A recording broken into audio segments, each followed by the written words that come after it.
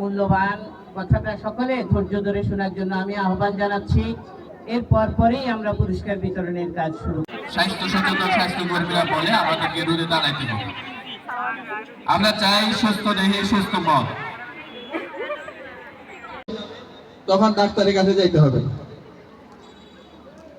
সময়ের কাজ যদি আমরা সময়ে করি তাহলে নিজেকে আরো অনেক দিন সুস্থ রাখতে পারব।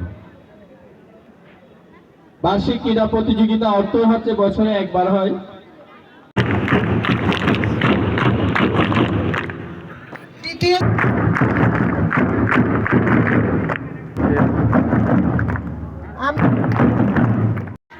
মধ্যম বালক